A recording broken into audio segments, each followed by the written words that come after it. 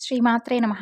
అమ్మతో ప్రయాణానికి స్వాగతం. అందరికీ అమ్మవారి ఆశీస్సులుండాలని మనస్ఫూర్తిగా ఆ తల్లిని వేడుకుంటూ, ఈరోజు పుష్య శనివారం. ఆ వెంకటేశ్వర స్వామి వారి యొక్క అనుగ్రహానికై ఈ శనివారం రోజున తప్పకుండా వినవలసినటువంటి కథలను ఈరోజు మనం తెలుసుకుందాం. తిరుపతి మహాక్షేత్రానికి సమీపంలో ఒక చిన్న గ్రామంలో భీముడు అనేటటువంటి ఒక కుమ్మరి కులస్తుడు ఉండేవాడు. అతను కడుపేదవాడు. కుండలను తయారు చేసుకుంటూ అవి అమ్ముకుంటూ జీవిస్తూ ఉండేవాడు. అతనికి ఆ వెంకటేశ్వర స్వామివారు అంటే ఎంతో భక్తి. చిరకాలము స్వామివారిని పూజించుకోవాలి అనేటటువంటి అతని భావం. అలాగే వారి కుటుంబం కూడా అందరూ స్వామివారి భక్తులే. కానీ కుటుంబ పరిస్థితిని బట్టి వారికి అలాంటి అవకాశం ఉండేది కాదు. అంటే స్వామివారిని అతను అనుకునేటటువంటి రీతిలో పూజించేందుకు అవకాశం ఉండేది కాదు. అందువలన తాను కుండలను తయారు చేసేటటువంటి ఒక ప్రదేశంలో వెంకటేశ్వర స్వామివారి ప్రతిమను ఒకదానిని ఉంచుకుంటాడు. కుండలను తయారు చేస్తూ ఉన్నప్పుడు తన చేతికి అంటినటువంటి మట్టిని పుష్పాలుగా భావించి భక్తితో స్వామివారి ప్రతిమ వద్ద ఆ మట్టిని ఉంచేవాడు. అది అతనికి ప్రతిరోజు కూడా నిత్యకృత్యంగా మారిపోయింది.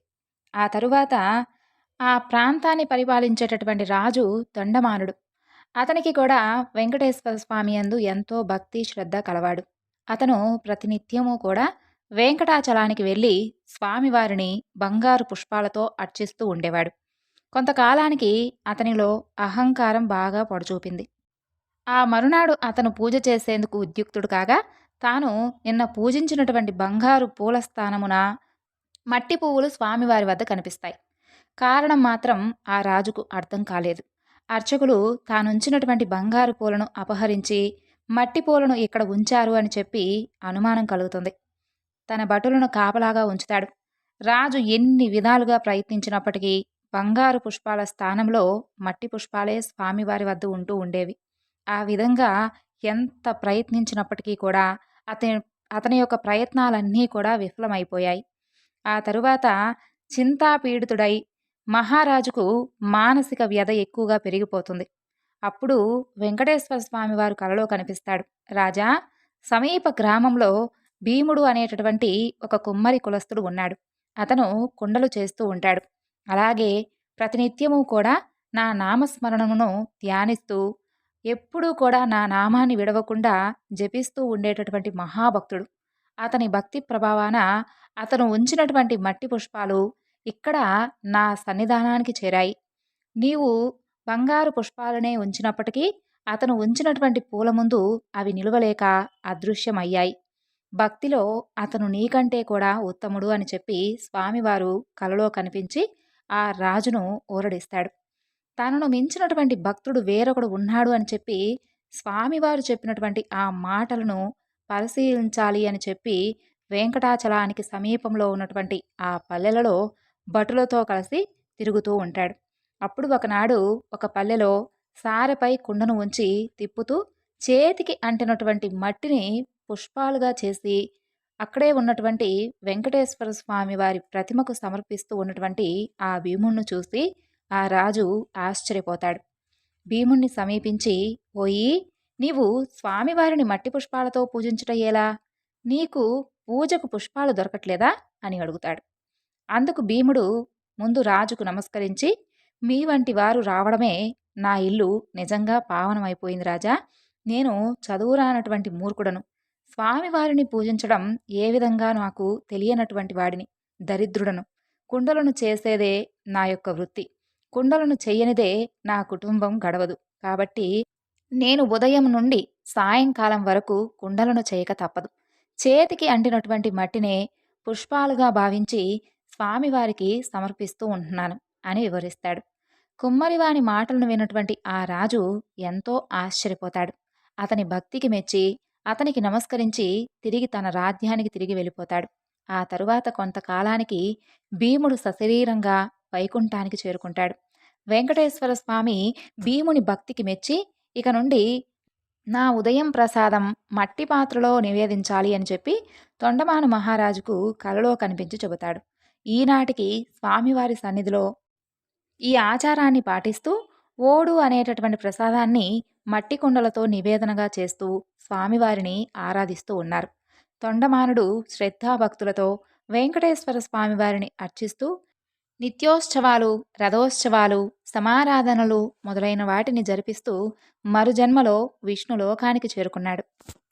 ఒకనాడు శనీశ్వరునికి మానవులెవ్వరూ కూడా తనని భక్తితో సేవించడం లేదని, భయంతో మాత్రమే పూజిస్తున్నారని విచారం కలుగుతుంది.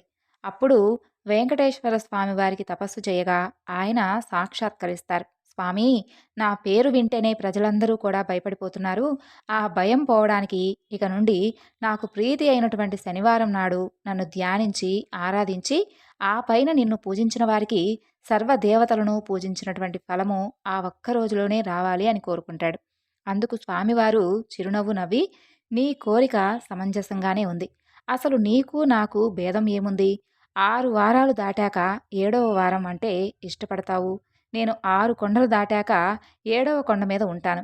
నువ్వు నీలవర్ణుడివి, నేను ఆవర్ణుడినే. నీవు సప్తమ గ్రహానివి, నేను సప్తగిరీషుడను. సామాన్య మానవులకు ఈ విశేష విషయాలు తెలియక నువ్వంటే భయపడుతున్నారు. నిన్ను నన్ను వేరుగా చూస్తున్నారు. నువ్వు కోరిన వరాన్ని నీకు అనుగ్రహిస్తున్నాను.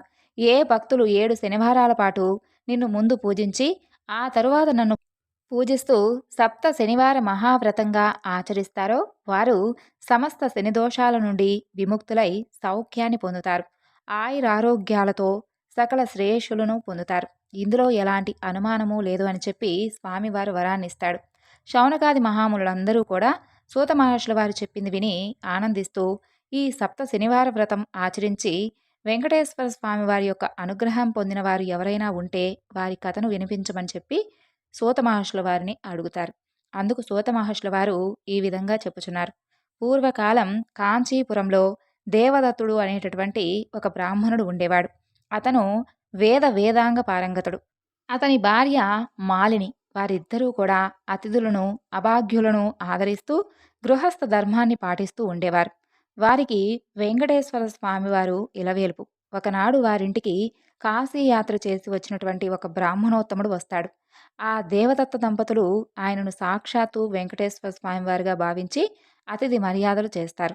భోజనానంతరం ఆ బ్రాహ్మణుడు వారి జాతకాలను పరిశీలించి చూసి జాతకం ప్రకారంగా దేవదత్తునికి శనిదోషం వలన అపమృత్యువు కలిగేటటువంటి సూచనలు కనిపిస్తున్నాయని, ఆ అపమృత్యు దోష పరిహారం కోసం సప్త శనివార వ్రతం చేసి ఆ తరువాత శనేశ్వరుణ్ణి ఇటు వెంకటేశ్వర స్వామివారిని భక్తిగా ఆరాధించవలసింది అని చెబుతాడు.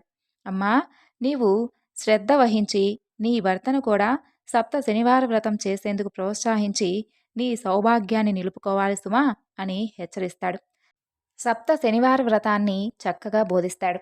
దేవదత్తుడు ఆ శనివారం బ్రహ్మ ముహూర్తానే లేచి స్నాన ధ్యానాదులు నిర్వర్తించి ఇంటిలో ఈశాన్య భాగాన పూజాపీఠం పెట్టి మండపం వేసి వెంకటేశ్వర స్వామివారి యొక్క చిత్రపటాన్ని పెట్టి నైవేద్యానికి కొబ్బరికాయలు, అరటిపళ్ళు, నల్ల ద్రాక్ష పళ్ళు, 7 చిమ్మిలి ఉండలు సిద్ధం చేసుకొని ఉదయం పూజ చేసి ఒక బ్రాహ్మణుణ్ణి పిలిచి ఆయనకు భోజనం పెట్టి ఆ తరువాత వారు భుజించి మొదటి రోజు వ్రతం యథావిధిగా నిర్వర్తిస్తారు. ఆ విధంగా వరుసగా 7 శనివారాల పాటు ఆ వ్రతాన్ని భక్తి శ్రద్ధలతో కొనసాగిస్తారు.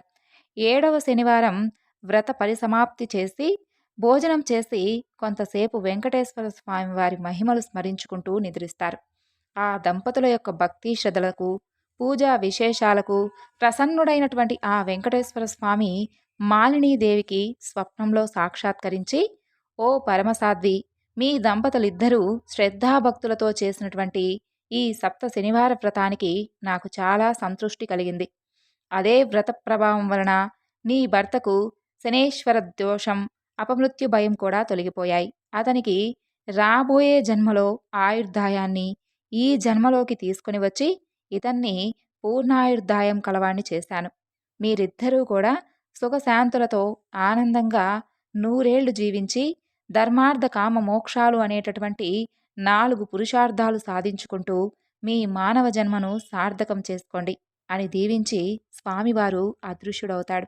వెంటనే ఆమె లేచి భర్తను లేపి తనకు వచ్చినటువంటి స్వప్న వృత్తాంతాన్ని అంతా కూడా వినిపిస్తుంది. ఆయన కూడా సంతోషించి భార్యను అభినందిస్తాడు. ఒక శుభముహూర్తాన ఆ దంపతులిద్దరూ కూడా వెంకటేశ్వర స్వామి వారి దర్శనార్థమై తిరుపతి కొండకు వెళ్ళి మొక్కులు తీర్చుకొని ఆ స్వామిని మనసారా స్తుతించి ప్రసాదం స్వీకరించి తిరిగి వస్తారు. ఇంటికి వచ్చిన తరువాత బ్రాహ్మణులను పిలిచి అన్న సంతర్పణ చేసి బ్రాహ్మణ ఆశీర్వాదాలు పొందుతారు. జీవితాంతం వరకు యథాశక్తిగా వెంకటేశ్వర స్వామి వారి సేవ చేసుకుంటూ చివరికి స్వామివారి సాన్నిధ్యాన్ని పొందారు. కాబట్టి ముల్లారా, కలియుగంలో వెంకటేశ్వర స్వామి వారిని మించినటువంటి ఆరాధ్య దైవం లేరు.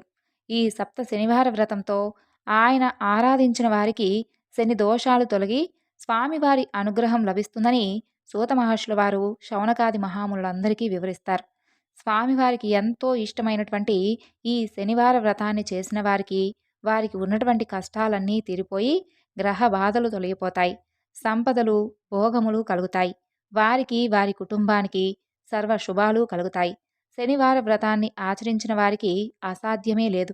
ఈ కలియుగమున శనివార వ్రతము మానవులకు కల్పవృక్షం వంటిది. శనివార వ్రతాన్ని చేసి స్వామివారిని అర్చించి స్తుతించి ఈ కథను ఎవరైతే చదువుకుంటారో వారు ధన్యులు. కాబట్టి మనమందరము కూడా యథాశక్తిగా శనివార వ్రతాన్ని ఆచరించి వెంకటేశ్వర స్వామి వారి యొక్క అనుగ్రహాన్ని పొందుదామని శౌనకాది మునులందరికీ కూడా శనివార వ్రత మహత్యం గురించి ఈ విధంగా వివరిస్తారు. పూర్వకాలమున మగధ సామ్రాజ్యంలో విష్ణుచిత్తుడు అనేటటువంటి శ్రీవారికి అత్యంత ప్రియభక్తుడు ఉండేవాడు. అతనికి 9 మంది స్త్రీ సంతానం కలిగారు. ఎంతో పాండిత్యం కలిగినా కూడా మిక్కిలి పేదరికంలో బాధపడుతూ ఉండేవాడు. విష్ణుచిత్తుని భార్య పేరు తారామతి. ఆమె కూడా ఎప్పుడూ ఆ శ్రీమన్నారాయణ యొక్క పాదపద్మాల యందే తన యొక్క మనసును లగ్నం చేసి స్వామివారిని ప్రార్థిస్తూ ఉండేది.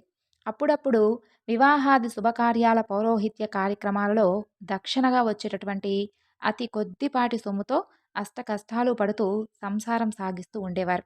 అయితే కుమార్తెలకు యుక్త వయసు సమీపించింది. తారామతికి ఎప్పుడు వారి వివాహం ఏ విధంగా జరిపించాలా అని చెప్పి చింతిస్తూ ఆ స్వామివారిని ప్రార్థిస్తూ కాలం వెళ్ళబుచ్చుతూ ఉండేది.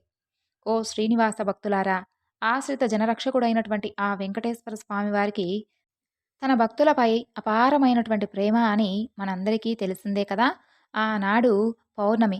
ఉదయాన్నే ఒక వృద్ధ బ్రాహ్మణుడు విష్ణుచిత్తుని ఇంటి తలుపు తడతాడు. అయ్యా, నేను వంగదేశపు వాసిని. ఒక యజ్ఞం నిమిత్తం వెళుతూ ఇదిగో దారి మధ్యలో ఈ దేశానికి వచ్చాను. దయచేసి ఈ ఒక్కరోజు మీ ఇంట్లో నన్ను ఉండనిచ్చినచో తిరిగి రేపు ఉదయాన్నే నేను వెళ్ళిపోగలను అని చెప్పి విష్ణుచిత్తుని అర్థిస్తాడు. అందుకు విష్ణుచిత్తుల వారు, స్వామి, అంతకు మించినటువంటి అదృష్టం మాకేముంటుంది చెప్పండి. అతిథి సాక్షాత్తు శ్రీమన్నారాయణుడితో సమానమని చెప్పి మన పురాణాలే ఘోషిస్తున్నాయి. కాబట్టి మీరు ఎటువంటి సంకోచము లేకుండా మా ఇంట్లో తప్పకుండా ఉండవలసింది అని చెప్పి ఆ వృద్ధ బ్రాహ్మణుని లోపలికి తీసుకుని వచ్చి సపర్యలు చేస్తారు. ఆ రోజు మధ్యాహ్నం భోజనానంతరం ఆ వృద్ధ బ్రాహ్మణుడు తారామతితో ఇలా అంటాడు. ఏమ్మా, చూస్తుంటే చాలా దిగులుగా కనిపిస్తున్నావు. ఏమిటి నీ బాధ? ఏ మాత్రం సంకోచించకుండా చెప్పు అని అడుగుతాడు. అందుకు తారామతి, స్వామి, తమరు చూస్తుంటే మహా తపస్సంపన్నులాగా తేజస్సులో సాక్షాత్తు ఆ వైకుంఠవాసిని మాదిరిగా ఉన్నారు. మీ వద్ద దాచేందుకు ఏముంటుంది చెప్పండి. నా మనోవ్యధంతా కూడా నా బిడ్డల వివాహం గురించి మాత్రమే అని చెబుతుంది. అప్పుడు ఆ విప్రోత్తముడు చిరునవ్వు నవ్వి, తల్లి, నీ బాధను నేను గ్రహించాను. నీ కష్టాలన్నీ కూడా తొలగిపోయి మీ కుమార్తెలకు శుభప్రదంగా వివాహం కాగలుటకు ఒక అద్భుతమైనటువంటి వ్రతం మీకు చెబుతాను.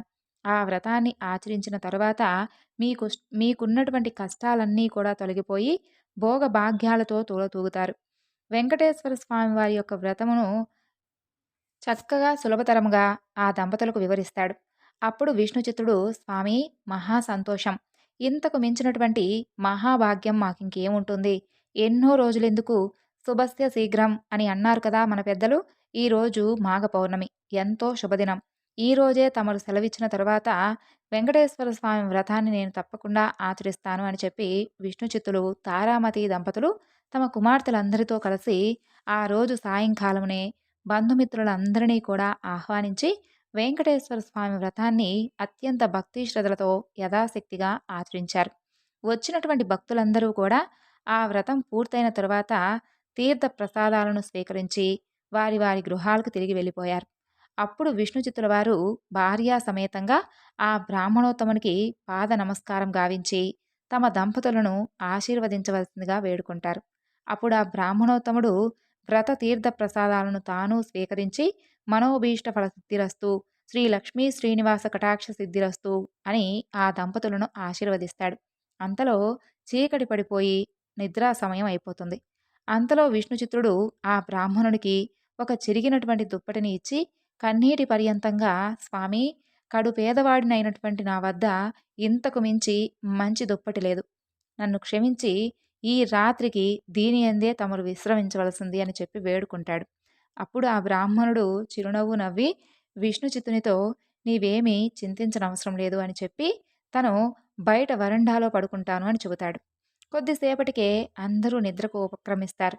రాత్రి 4 జామున పెద్ద ఉరుములు, మెరుపులతో పెద్ద ఘోరమైనటువంటి వర్షం మొదలవుతుంది. ఎటు చూసినా కూడా కటిక చీకటి. గాఢాంధకారంలో కంటికి కూడా ఏమీ కానరావటం లేదు.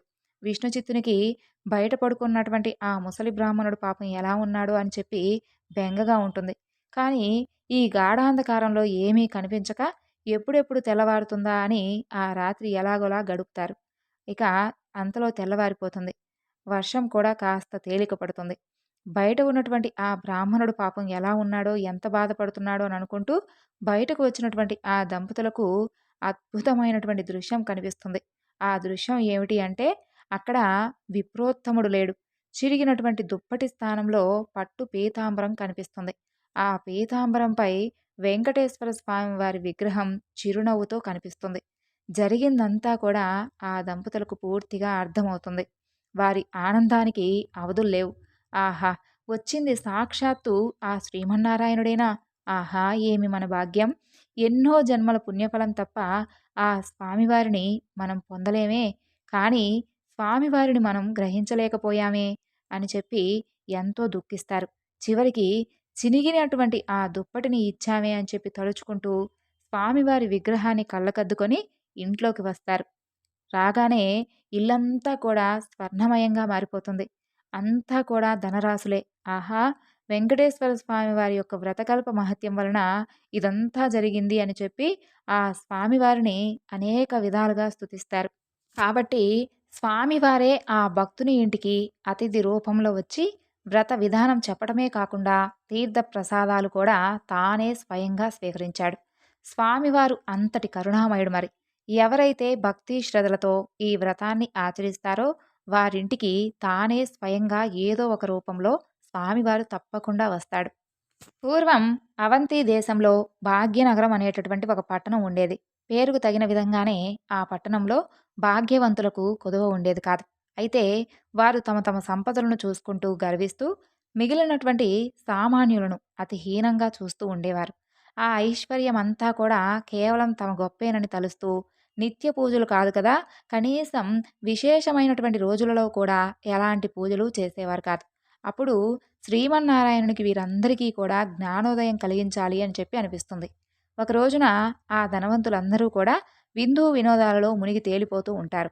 ఆ పట్టణ తూర్పు వీధిలో ఉన్నటువంటి లక్ష్మీనారాయణ ఆలయంలో కనీసం దీపం వెలిగించేటటువంటి నాదుడు కూడా కరువయ్యాడు. ఆ రోజున తొలి ఏకాదశి, అత్యంత పర్వదినం. కానీ ఆ పట్టణంలో ఒక్కరు కూడా ఆ ఆలయానికి పూజాధికాలు నిర్వర్తించాలి అనేటటువంటి ఆలోచన కూడా లేకుండా వారి వారి సంతోషాలలో మునిగి తేలుతూ ఉంటారు. సాయంత్రం ఉన్నట్టుండి దట్టమైనటువంటి మబ్బులు కమ్ముకుంటాయి. బ్రహ్మాండమైనటువంటి కుంభవృష్టి కలుగుతుంది. ఆ వ్యాపారులందరి ఇళ్ళు కూడా నీట మునిగిపోతాయి. అంతా గాఢాంధకారం. తెల్లవారేసరికి ఊరంతా నేలమట్టమై ఉంటుంది. వ్యాపారుల ఇళ్ళన్నీ కూలిపోతాయి. ఐశ్వర్యాలన్నీ పోయి చివరికి కట్టుబట్టలతో మిగిలిపోతారు. అసలు ఎందుకీ ఉపద్రవం సంభవించింది? ఎందుకీ జలప్రళయం? ఎవ్వరికీ కూడా అంతుబట్టలేదు. అంతలో వారికొక విశేషం కనిపిస్తుంది. అదేమిటి అంటే ఊరి చివరన ఉండేటటువంటి పూరిపాకలు చెక్కు చెదరకుండా ఉంటాయి. అప్పుడు వారికి ఆశ్చర్యం కలుగుతుంది. ఇంత కుంభవృష్టిలో ఈ యొక్క పూరిపాకలు అసలు ఎలా నిలుచొని ఉన్నాయి అని వారిలో వారు అనుకుంటూ ఉండగా అంతలో ఒక పెద్ద మెరుపు మెరుస్తుంది. ఆ మెరుపులో ఆకాశవాణి ఈ విధంగా పలుకుతుంది. ఓ మూర్ఖులారా! మీ సంపదలన్నీ కూడా కేవలం మీ గొప్పతనమేనని చెప్పి భావిస్తూ ఉండడం వలనే ఈ విధంగా జరిగింది.